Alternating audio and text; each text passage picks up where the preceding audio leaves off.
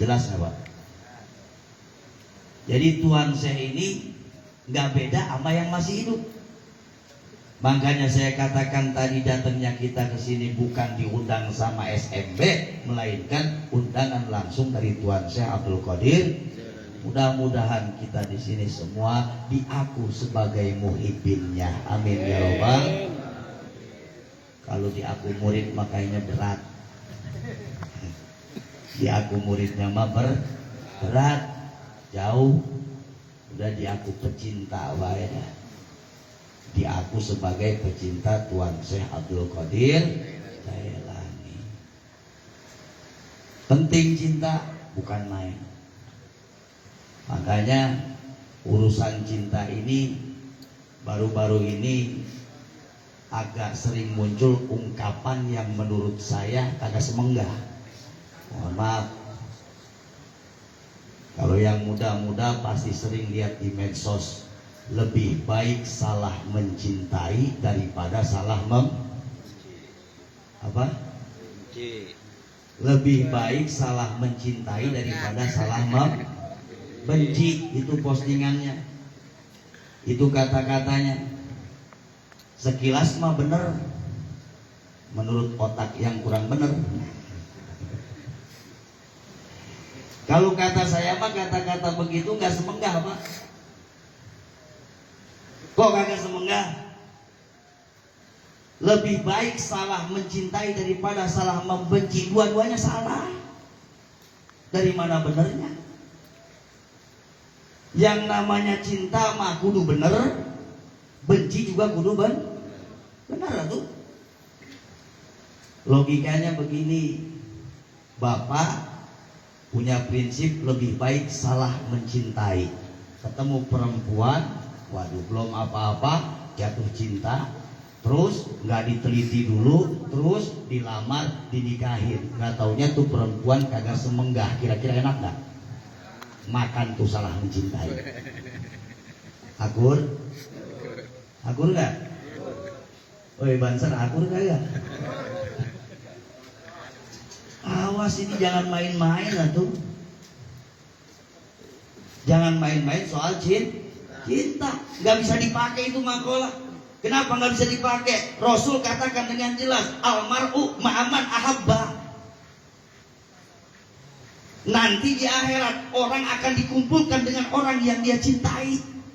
Kalau kita salah mencintai orang, kumpulnya sama orang itu. Betul? Makanya jangan sampai salah mencintai. Awas, mohon maaf nih. Kadang-kadang karena kebanyakan ngajinya di medsos, jadi kagak kumpul lagu. Sok-sokan bikin status adab di atas ilmu. Betul? Ada nggak postingan begitu? Adab di atas ilmu. Kalau yang ngomongnya bocah santri, tukang ke majlis taklim, ustadz yang ngomongnya, kiai yang ngomongnya, enak kita nggak dengernya. Ini yang berbacot begitu tibang jamaah umbul-umbul. Tukang warawiri kagak pukul lagu. Maksudnya apa dah? Adab di atas ilmu. Gimana lu mau nyampe ke adab yang udah jelas di atas ilmu kalau lu kagak mau ngaji? Awas. Udah panjangan dah. Sekarang mau urusan cinta dulu. Urusan cinta. Awas. Ibu, jangan suka nulis-nulis status kagak pukul lagu. Lebih baik salah mencintai daripada salah membenci. Yang namanya salah masalah. Kagak ada lebih baik kan? Sebab Nabi katakan almar'u ma'aman ahabba. Nanti kita dikumpulkan beserta orang yang kita cintai. Makanya jangan sampai salah kita mencintai orang. Awas Bapak. Kudu paham. Jangan salah jatuh cinta.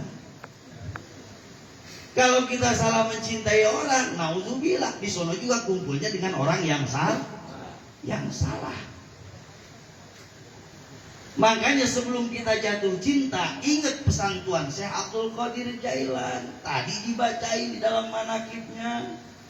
Kata Tuan Syekh, wa iyyakum an tuhibbu ahadan au takrahuhu. Hati-hati kalian jangan pernah menjatuhkan cinta kepada seseorang.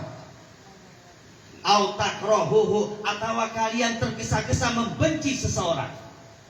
Illa ba'da ardi af'alihi alal kitabi was sunnah. Sebelum kalian telaah dulu, sebelum kalian pelajari dulu, ini orang yang kalian cintai, kelakuannya akur enggak sama Al-Quran, akur enggak sama Al-Hadis. Begitu. Paham? Paham? Kata siapa itu? Ustaz. Kata Tuan Syekh Abdul Qadir. Makanya tadi saya bilang jangan pernah salah mencinta. Begitu pula jangan pernah salah membenci.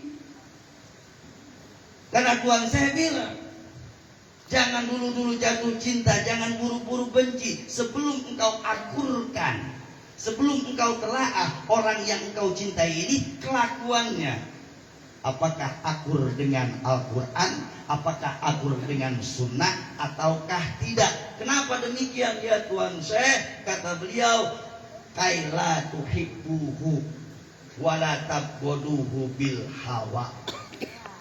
Supaya kalian tidak mencintai orang tersebut berdasarkan hawa nafsu. Begitu pula ketika membencinya berdasarkan hawa nafsu. Alhamdulillah halan wasalan datang Bang Haji Muhyiddin. Ke depan Bang Haji. Alhamdulillah. Jadi jelas nggak tadi? Jangan salah mencintai, jangan pula salah membenci. Kenapa? Karena resikonya berat. Kok berat? Di akhirat kita bakal dikumpulin dengan orang-orang yang kita cinta. Bapak cinta sama ulama, insya Allah di akhiratnya nanti kumpul dengan para alim ulama. Hati-hati. Kaila tuhibbu bil hawa wa tabghaduhu bil hawa. Supaya kalian tidak mencintai seseorang berdasarkan yang namanya hawa nafsu, begitu pula membencinya supaya tidak berdasarkan nafsu. Kalau ujug-ujug lebih baik salah mencintai daripada salah membenci, itu omongan nafsu. Ayo, akur enggak? Bener kagak? Kira-kira. Coknya pelan banget, takut banget. Apa yang ditakutin sih? Buku ini mau omongan Tuan Syekh Abdul Qadir Jailani. Ya akhir-akhir ini, mohon maaf hadirin, banyak banget yang kagak akur dengan kaidah-kaidah jadi panutan. Nauzubillah. Makanya dengan adanya pertemuan kita walaupun 1 bulan sekali ini, mudah-mudahan Allah turunkan faidah buat diri kita supaya memperbaiki bil khusus diri kita, umumnya keluarga kita dan masyarakat kita. Amin ya robbal alamin. Hadirin jamaah rahimakumullah. Itu satu, jangan pernah salah jatuh cinta. Kita jatuh cintanya sama siapa? Jelas. Kata Allah, walladzina amanu asyaddu hubban lillah. Orang beriman mah cinta pertamanya harus kepada Allah. Alhasil cinta pertamanya harus kepada Allah. La siwallah. Ketika mencintai selain Allah, itu pun berdasarkan karena Allah. Nah, kalau kita mencintai sesuatu berdasarkan karena Allah, tentunya akurin dulu dengan aturan-aturan yang telah Allah buat, alias syariatnya, alias hukum-hukum Allahnya. Kan luar biasa. Kalau orang yang udah cintanya karena Allah, luar biasa. Ya kita mah pengen kumpul sama Tuan Syekh Abdul Qadir. Kalau make jalan itba kagak nyanggup, kagak bakal sanggup. Jangankan kita nyontoh langsung ke Tuan Syekh Abdul Qadir. Kemari kan ulama-ulama belah mari. ulama-ulama yang rada deket zamannya sama kita contoh kelakuannya, ampun nggak bakal nyambung. Satu contoh kecil, kita punya ulama Mama Syatibi Gentur. Ini ulama kelas dunia juga, ulama kelas dunia. Punya satu kitab di kalangan santri yang terkenal, Babul Balutu, membahas tentang belut. Kenapa? Karena di Arab itu belut, pelindung, pernah bikin geger. Kata ulama-ulama Arab, al-ulama'ul jawaidiyin yakuluna al-khannas. Ulama-ulama Jawa, kiai-kiai Jawa katanya suka makan ular, haram diada. Jadi disangkanya lindung itu ular. Dibikin disalah belut oleh Mama Gentur, dijawab laisal khonnas mafuyal balutu, ini bukan ular tapi ini adalah belut alias lindung. Ini orang hebat. Mama Gentur orang hebat. Ilmunya luar biasa. Syariat torikat hakikatnya mapan. Kejuhudannya juhud akan duniawinya luar biasa. Pernah dikisahkan bahwasanya beliau ini kan punya kasab, punya usahanya apa sih? Miara anak ikan. Miara apa? Ikan mas yang kecil-kecil tuh. Buraya. Nah ini saking juhudnya beliau, pernah satu ketika beliau piara itu buraya di satu kolam, kelihatannya kebanyakan, dipanggil santrinya. Panggil santrinya, suruh ngapain? Suruh ngebedahin biar itu ikan pada lolos, biar itu ikan pada kabur. Ditanya sama santrinya, Mama kenapa ini ikan dilepas-lepasin? Jawab beliau apa? Saya malu kepada Allah, belum bisa ibadah, takut ini bukan rezeki tapi ini istidraj. Masya Allah. Jangan galak ditiru try. Ntar empang lu bedah-bedah ya. Beda kelas ini mah. Ini mah kelasnya waliu. Sampai kayak begini. Mohon maaf, saya malu sama Allah, belum bisa ibadah ke Allah, padahal beliau seumur hidupnya terkenal dengan kejuhudan yang luar biasa. Seumur hidup kagak pernah makan enak. Itulah Mama Syatibi Gentur. Mudah-mudahan kita semua mendapatkan syafaatnya. Amin. Ya Rabbal alamin. Nah kalau cerita wali-wali kayak begini gimana sih? Ya luar biasa. Tadi disinggung di dalam manaqib, wa huwa yatasarrafu fi qabrihi kama yatasarrafu fi hayati. Mereka ini di dalam alam kematiannya nggak beda ketika hidup, sama baik.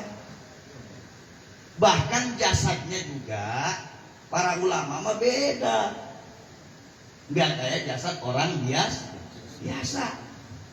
Dijamin jasadnya itu tidak akan membusuk di dalam alam kubur.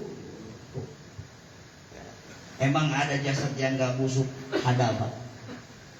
Asyaratun la yubla, kata Nabi, ada 10 macam manusia yang nanti di alam kuburnya tidak akan membusuk. Mudah-mudahan kita termasuk. Amin. Ya Rabbal. Tapi lihat dulu kita masuk kloter yang mana.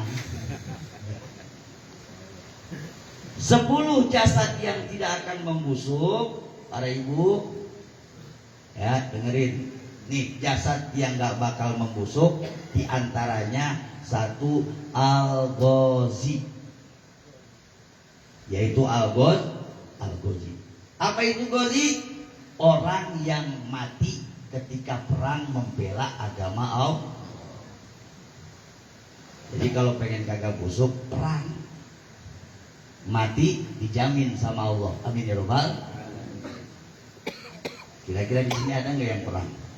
Ada. Boro-boro. Boro-boro ngadepin perang peluru. Hujan gerimis bagi kagak berangkat ngaji. Pengen dapat pangkat suhada. Kalau kata orang Bojong mah suhada, pala lu pejan. Tuh yang pertama. Yang keduanya, siapa yang dijamin oleh Allah tidak akan membusuk di alam kuburnya sesuai dengan hadis Nabi, al-alim. Orang yang berilmu wa amila bihi, sekaligus mengamalkan ilmunya, ya para alim ulama. Udah dua dah tuh. Pertama orang yang mati di medan perang, kedua orang alim. Kita perang kagak, alim kagak, pengen mah jasadnya awet di kuburan. Masih ada nggak harapan? Masih ada. Yang ketiga ini kayaknya masuk nih, paling gampang nih. Kalau yang pertama susah nggak? susah. Yang kedua susah. Yang ketiga algorik. Apa itu algorik? Orang yang mati kecebur. Kalau udah ini beda yang gampangan ya. Ya kan kemarin kedengar berita anak mantan gubernur Jawa Barat Ridwan Kamil kelelep di Kanada 14 hari pulang ke Bandung utuh. Kok bisa utuh? Lawang ada hadisnya. Algorik orang yang mati tenggelam itu dijaga oleh Allah, jasadnya tidak akan membusuk. Wah. Tapi jangan nyeburin diri sendiri. Itu mau bunuh diri namanya. 3 tadi ya. Udah 3. 1 gozi bukan, alim bukan, suruh kelelep kagak mau.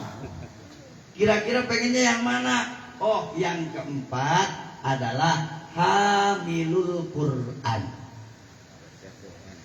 Siapa hamilul Quran? Orang yang senang baca Quran, orang yang ketalar Al-Quran, dan orang yang berperilaku sesuai dengan aturan Al-Quran. Ini kalau manain hamilul Quran, ini orang rata-rata udah hafid Quran. Ya belum tentu. Langsung pada pede dah. Alhamdulillah Ustaz, anak saya udah tamat, udah hatam 10 juz di luar kepala. Lah gua 30 juz di luar kepala. Yang dijamin sama Nabi ini, hamilul Quran, hafidul Quran ini bukan cuma hafal, tapi perilakunya sesuai dengan aturan Al-Quran. Nah sekarang kalau bocah disuruh ngapal doang, disuruh ngajinya kagak, kira-kira kelakuannya sesuai sama Al-Quran? Sampai botak sariawan, botak lagi, mual ada. Makanya mohon maaf hadirin, sekedar informasi, berbagi informasi dengan saya. Nih kalau di pesantren-pesantren model kayak yang saya jalani, Ustaz Sanwani, Ustaz Adam, itu urusan hafidul Quran itu terakhir. Urusan Al-Quran itu terakhir. Kenapa? Karena memang di usia belajar anak-anak ini diisi dulu dengan 12 pan minimal, fikihnya, tauhidnya, tasawufnya, supaya dia nggak bahaya nanti ketika nalar Al-Quran. Diisi lagi nahwu sorobnya, diisi badai bayan balagoh ma'ani dan sebagainya, supaya apa? Ketika mulutnya membaca Al-Quran, hatinya paham karena otaknya mampu mempelajari ayat-ayat Al-Quran. 4 tadi ya. 4. Kemudian yang kelima, orang yang jasadnya tidak akan membusuk di dalam alam kubur ialah wal muazzin, tukang azan. Tapi bila ujroh, orang yang mau azan tanpa upah. Besok yang azan Jumatan berhenti karena ada upahnya. Muadzin yang ikhlas, tukang azan yang ikhlas itu dapat jaminan jasadnya nanti di dalam kubur tidak akan pernah membusuk. Siapa yang dijamin? Nabi besar Muhammad Sallallahu Alaihi Wasallam. Saya yakin besok masalah masing-masing pada perebutan mic nih. Kata DKM ini banyak amat yang pada mau azan, busuk ini urusannya. Kemudian siapa lagi yang bakalan dijaga oleh Allah? Wal imamul adil, pemimpin yang adil, pemimpin yang bijaksana, pemimpin yang peduli terhadap masyarakatnya. Amin ya robbal. Makanya di panel terbaru kita nih, ini yang diprakarsai oleh saudara Coki ini luar biasa. Di ujung kanan dibuatin foto Bapak Haji Prabowo, di sebelah kirinya ada siapa namanya? Gibran. Ini nama Ganjar ini. Obet Ganjar dia kan. Kenapa ini saya tempelin? Tapaulan. Kalau bahasa santrinya tapaulan. Ini foto pemimpin kita gabungin sama foto orang-orang soleh, sama foto para waliyo. Mudah-mudahan tapaulan berkah nempelnya foto ini, pemimpin kita jadi pemimpin yang adil. Amin ya Rabbal. Terus kalau dua-duanya ditempelin, karena saya gedek. Ada orang yang mau nempelin Prabowo doang, Gibrannya kan? Emang apa sih Bowonya juga udah ngakuin? Lalu kaci kagak mau. Nah, jangan. Biarin dua-duanya udah sah, udah ketok palu, dua-duanya pemimpin kita. Mudah-mudahan kita doain biar pada jadi pemimpin yang adil. Amin ya Rabbal. Kagak masuk lagi baik kita. Pemimpin ya Bu? Bukan. Tapi tukang ajan mau bisa kayaknya. Bisa. Selanjutnya wal mar'atu idza matat mufasa, ini bagian ibu-ibu. Bapak-bapak nih mau punya ilmu kayak gimana dia mau bisa. Ini pangkat khusus ibu-ibu. Bapak-bapak mau nyari guru dari ujung Jawa Timur sampai Jawa Barat sampai ke Madura, Lombok, NTB, mual dapat ilmu begini. Mual bisa ilmu ibu-ibu. Karena ini khusus ibu-ibu. Ngapain tuh ibu-ibu? Wal mar'atu iza matat mufasa, dan para wanita yang soleh yang meninggal dalam keadaan melahirkan. Bisa malu berani. Makanya yang bisa ibu-ibu. Tuh. Luar biasa ganjarannya jadi seorang perempuan. Jadi seorang istri ketika hamil kemudian melahirkan, meninggal, maka jasadnya akan diawetkan oleh Allah, tidak akan membusuk di dalam alam kubur. Ini ajaran sebenarnya. Kalau yang kurapat itu, kalau ada orang mati beranak terjadi kuntilanak, itu kurapat tuh. Yang bener mah jasadnya bakal diawetin di alam kubur. Siapa lagi yang bakal diawetin? Waman kutila majluman, yaitu orang-orang yang mati terbunuh secara zalim. Orang yang terbunuh mati dalam keadaan terzolimi, kayak orang umpamanya mati dibegal, mati dirampok, mati dalam keadaan terzolimi. Nah itu orang juga termasuk, kata Nabi, orang-orang yang jasadnya bakal diawetin di alam kubur. Amin ya Rabbal. Dan yang terakhir, waman mata yaumal jum'ati walayaliha. Nih, orang-orang soleh, kalau perempuan mah perempuan solihat yang mati di hari atau di malam